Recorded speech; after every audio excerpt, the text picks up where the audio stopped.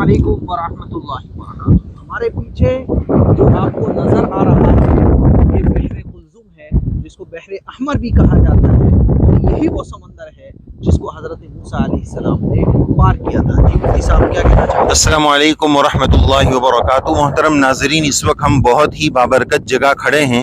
قرآن شریف میں اللہ تبارک و تعالیٰ نے موسیٰ علیہ السلام کے قصے میں جگہ جگہ فرمایا وَجَاوَزْنَا بِبَنِي إِسْرَائِيلَ الْبَحْرَ فَأَتَوْا عَلَىٰ قَوْمٍ يَعْكُفُونَ۔ موسیٰ علیہ السلام نے اسی سمندر کو پار کیا تھا اور فرعون سے ان کو نجات ملی تھی۔ تو یہی ہے بحر قلزم جس میں فرعون غرق ہوا تھا۔ اللہ تعالیٰ نے حضرت موسیٰ علیہ السلام کو وحی بھیجی تھی کہ دیکھو رات میں تم جو ہے نا اپنی قوم کو لے کے روانہ ہو جاؤ۔ تو موسیٰ علیہ السلام رات کو مصر چھوڑ کر روانہ ہو گئے، اور تقریباً 6 لاکھ سے زیادہ 6,20,000 تقریباً موسیٰ علیہ السلام کی قوم کے لوگ موسیٰ علیہ السلام کے ساتھ تھے۔ فرعون کو خبر ملی تو فرعون بھی اپنے لشکر کے ساتھ موسیٰ علیہ السلام کے پیچھے ہو لیا۔ فرعون کے ساتھ جو ہے نا تقریباً 10 لاکھ کا لشکر تھا۔ تو موسیٰ علیہ السلام جب اس سمندر کے کنارے پر پہنچے تو آگے سمندر ہے، پیچھے دیکھتے ہیں تو فرعون اپنے لشکر کے ساتھ آ رہا ہے۔ تو موسیٰ علیہ السلام کی قوم کہنے لگی کہ موسیٰ علیہ السلام تم نے تو پھنسوا دیا، آگے سمندر ہے پیچھے فرعون ہے، اب کیا ہوگا؟ تو موسیٰ علیہ السلام نے کہا ڈرو مت، اللہ یقیناً کوئی نہ کوئی حل نکالے گا۔ اللہ تعالیٰ نے وحی بھیجی کہ موسیٰ عصا مارو اس سمندر پر۔ یوشع ابن نون علیہ السلام نے پوچھا کہ حضرت اب کیا حکم ہے؟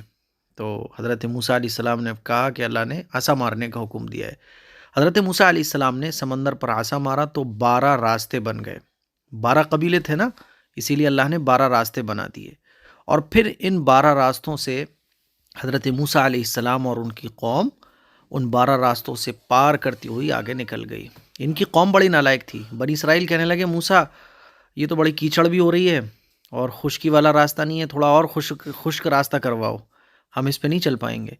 تو اللہ تعالیٰ نے پھر باد صبا کو بھیجا اور ایک دم خشک راستہ بن گیا۔ اب یہ نالائق تھے، کہنے لگے موسیٰ علیہ السلام ہم دوسرے لوگوں کو دیکھ نہیں پائیں گے کیونکہ یہ تو دیواریں اٹھ رہی ہیں بڑی بڑی سمندر میں، ہم دیکھیں گے کیسے، ایک دوسرے کا حال کیسے معلوم کریں گے؟ تو پھر موسیٰ علیہ السلام کو اللہ نے حکم دیا کہ عصا سے اشارہ کرو، تو ہر پارٹیشن پر دروازے بن گئے کہ گزرنے والے اپنے راستوں سے دوسرے راستے والوں کو دیکھ سکیں۔ اس طرح سے جب یہ قوم پار کر گئی تو فرعون نے دیکھا، فرعون نے بھی اپنے گھوڑا ڈال دیا، اور فرعون کا گھوڑا جب آگے بڑھا تو وہ آگے نہیں بڑھ رہا تھا، بدک رہا تھا پانی دیکھ کر۔ اسی وقت حضرت جبرائیل علیہ السلام ایک گھوڑی پر سوار ہو کر اس گھوڑے کے آگے ہو لیے، تو وہ گھوڑا جو ہے نا اس گھوڑی کو دیکھ کے اس کے پیچھے پیچھے ہو لیا، اور جیسے ہی فرعون اور فرعون کا جو لشکر تھا وہ اس سمندر کے بیچ میں پہنچا تو اللہ تعالیٰ نے حکم دیا سمندر کو کہ ایک دم جیسے سمندر ہوتا ہے ویسے ہو جائے۔ تو پورا لشکر اور فرعون بالکل بیچ میں تھا اس ٹائم۔ موسیٰ علیہ السلام اور ان کی قوم تو پار کر گئی تھی سمندر، بیچ میں لشکر رہ گیا تھا فرعون کا۔ تو جیسے ہی سمندر اپنی اصلی حالت پر واپس آیا ہے تو بس فرعون اور فرعون کا لشکر 10,000 جس میں افراد تھے وہ اس میں غرق ہو گئے اور ان کا کام تمام ہو گیا۔ اس طرح سے اللہ تعالیٰ نے فرعون کا کام تمام کر دیا۔ تو یہی وہ سمندر ہے جس کو بحر قلزم اور بحر احمر کہا جاتا ہے۔ یہیں پر یہ واقعہ جو قرآن مجید میں اللہ تعالیٰ نے بیان فرمایا جگہ جگہ، وہ اسی سمندر پر پیش آیا تھا۔ آج اس کو ہم دیکھ رہے ہیں، اس کی زیارت کر رہے ہیں، اور آپ کو بھی اس کی زیارت کرا رہے ہیں۔ شیئر کریں، دوسروں تک پہنچائیں۔ السلام علیکم ورحمۃ اللہ وبرکاتہ۔